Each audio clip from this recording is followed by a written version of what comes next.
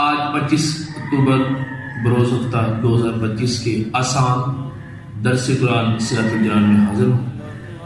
اللہ تبارک و تعالیٰ قرآن کریم کے اندر سورہ معاذہ میں ارشاد فرماتا ہے، بسم اللہ الرحمن الرحیم، اللہ کے نام سے شروع جو نہایت مہربان رحیم والا، ویل لکل ہمازہ تل لمازہ، اس شخص کے لیے خرابی ہے جو لوگوں کے منہ پر عیب نکالے اور پیٹھ پیچھے برائی کرے۔ یاد رکھیے گا، یہ جو حکم ہے جو میں نے پہلی آیت پیش کی ہے، یہ غیبت کے حوالے سے ہے، اور آج ہمارے معاشرے میں یہ برائی بہت زیادہ عام ہے۔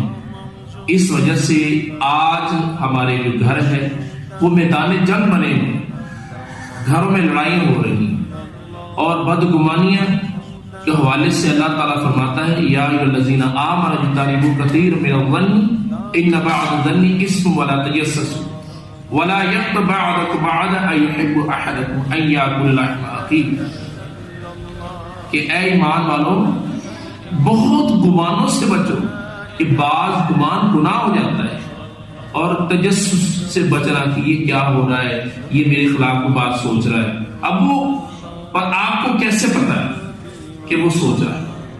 تو اس لیے ویل لکل ہمازہ تل لمازہ، خرابی ہے اس شخص کے لیے کہ جو لوگوں کے منہ پر عیب کرے اور پیٹھ پیچھے برائی کرے۔ اسی طرح اللہ تبارک و تعالیٰ آگے فرماتا ہے، الذی جمع مالا وعدہ، اور جس نے اپنا مال جوڑ جوڑ کے رکھا، یعنی اس سے مراد کیا ہے کہ حرام ذرائع سے مال جمع کرنا، اسی طرح جو پیسہ جمع ہے اب شرعی طور پر اس کو خرچ نہ کرنا، اور ایسا مال میں لگ جانا ہے، نہ نماز پڑھنی ہے، نہ قرآن پڑھنا ہے، نہ حج کرنا ہے، نہ زکوٰۃ دینی، ایسا وہ اس کے اندر مصروف ہو، یحسب ان مالہ اخلد، کیا یہ سمجھتا ہے کہ اس کا مال دنیا میں ہمیشہ رہے گا؟ اللہ اکبر،